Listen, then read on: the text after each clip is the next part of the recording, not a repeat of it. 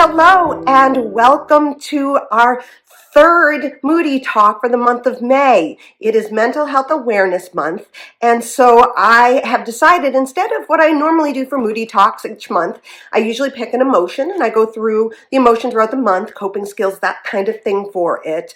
This month, I chose to focus on a therapy that I use that has helped me a lot as I've gone through the years, and I thought that I would introduce you to the information in that therapy that can be really helpful. So the therapy is called DBT, and it has four core principles, and those principles are mindfulness, and then interpersonal effectiveness, and then we get emotion regulation, and then finally distress tolerance. So this week I am focusing on emotion regulation, and it's a really, really big section of the DBT skill sets because it helps us to better understand our emotions, our responses, and the intensities that we have when we are in a situation that may, call up a difficult emotion for us.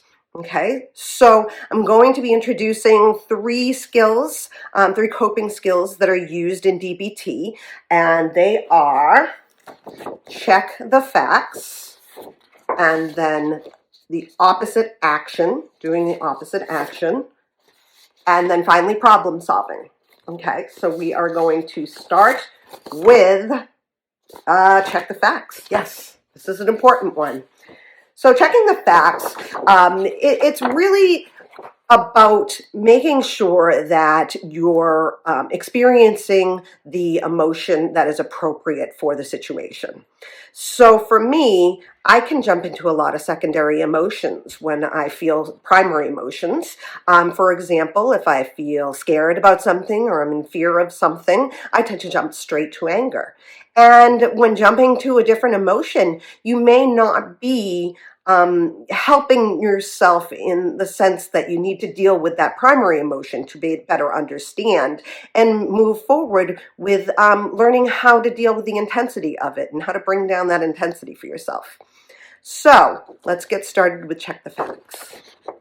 So number one is, what is the emotion I want to change? So I'm talking about, so let's give a situation here. Let's say that you've been scared. You have a moment where you've been scared and you're afraid to do something, or you're afraid something will happen to you. And so you want to understand which emotion you actually are feeling, and how saying that you want to change it means that you want to bring down the intensity and feel better, right?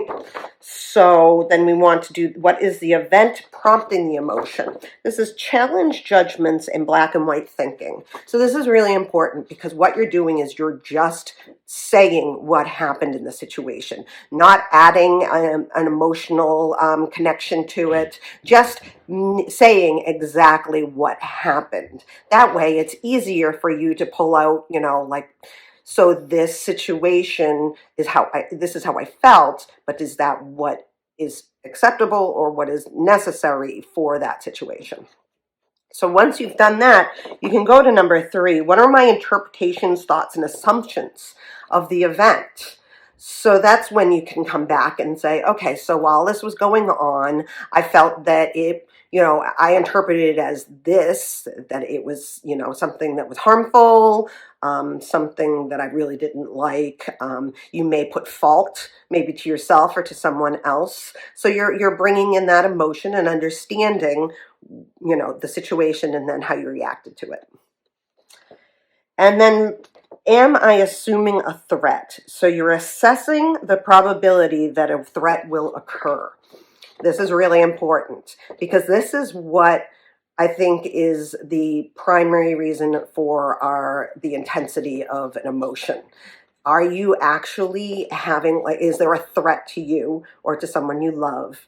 And is that why you have such a strong reaction to it? And then finally, does that emotion and its intensity fit the facts?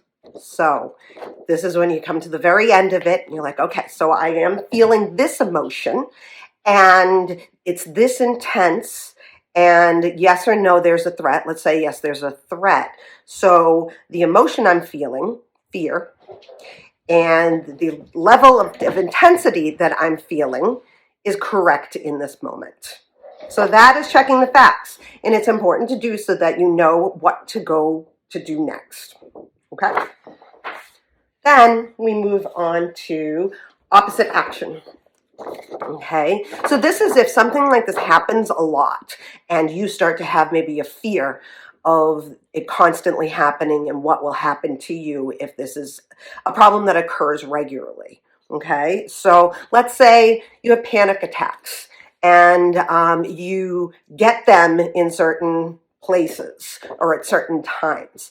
Opposite action is what you can use to slowly move yourself back into doing those things and maybe not feeling the intensity of the emotion because you're doing the opposite thing and kind of pushing yourself to recognizing that maybe the black and white thinking of it will happen every time I do this or every time I go to this place, it helps. Okay, so I know it sounds like it's something that could be very stressful, and yeah, it can be very stressful, but it's also something that's counteracting that intense stress and helping you to understand, well, maybe it's not going to happen in that way, right?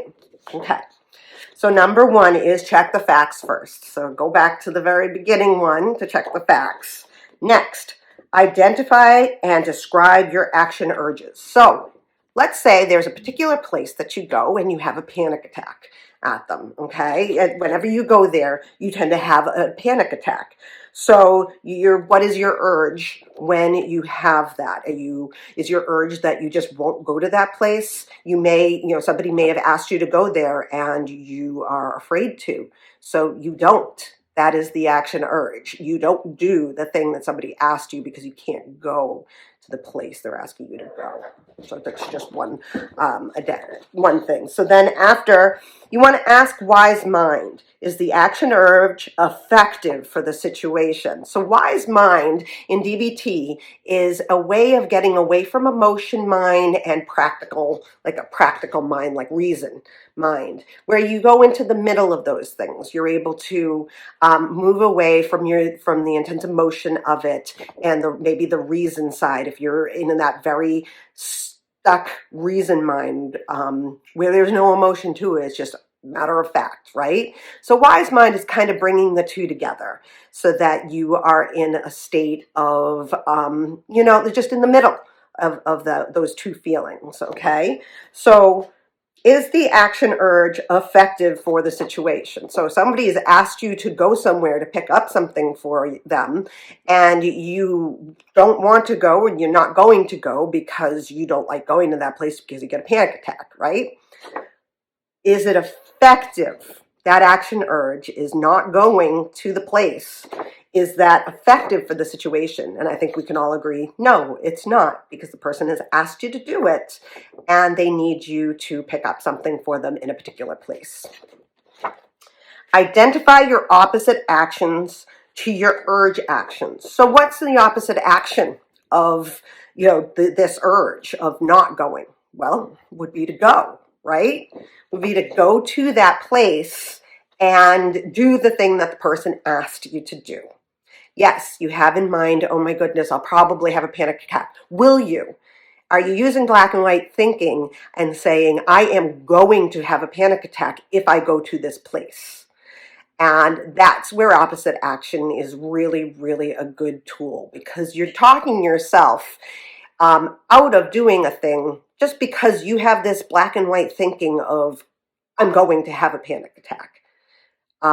So why not challenge that and try, right?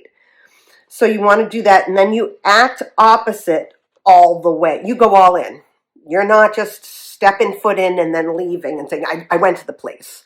This is, I have something that I need to do, and I'm going to do it regardless of my fear that I'll have a panic attack there, right? So do it all the way. And then repeat the opposite action until the emotion changes.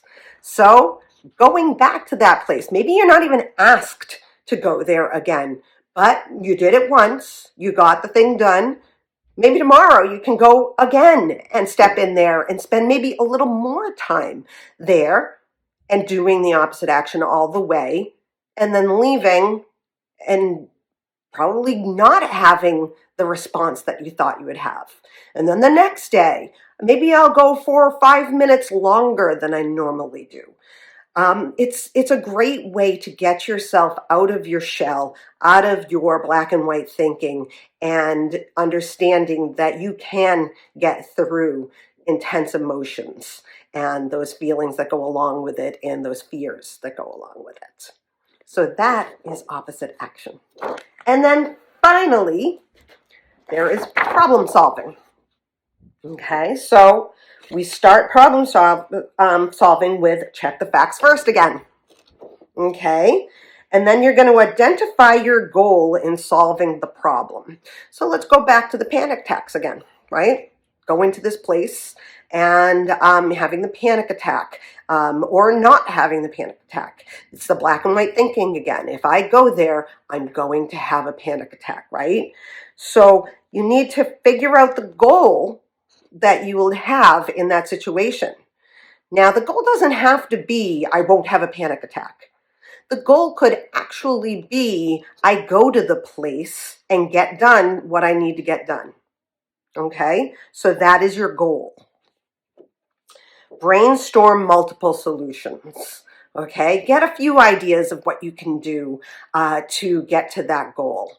Maybe it's, again, like going in and, doing the physical act of getting the thing that you need.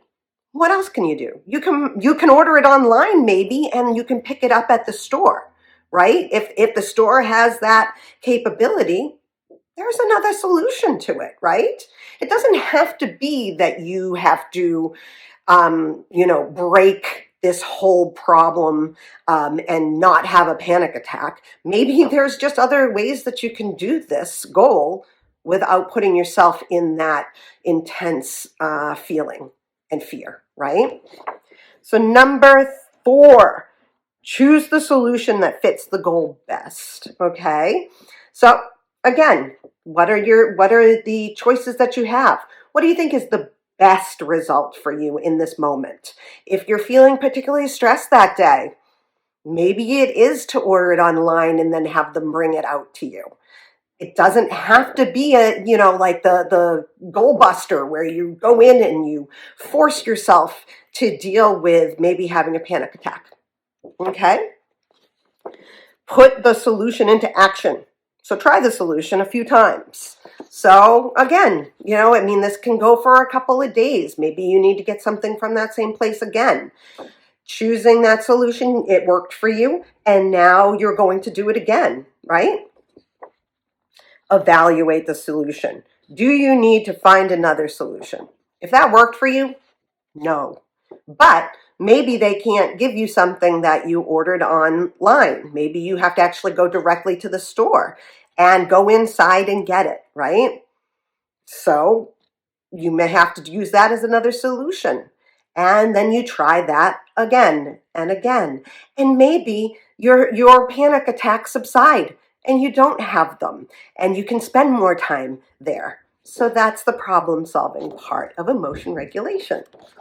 I hope these helped, and I'm planning on doing a couple other bonus Moody talks, because there are a lot of other things that we can talk about for mental health issues, things that people maybe don't have a full understanding of or didn't know that there were other things that are involved. So I'm going to go in and do a couple of bonus episodes, and I hope that you will enjoy them. If you have any questions or comments, please don't hesitate to put them down in the comments or send me a DM. It's always really helpful to hear what other people would like to hear more about. So have a great rest of your week, and I will see you next week. Bye.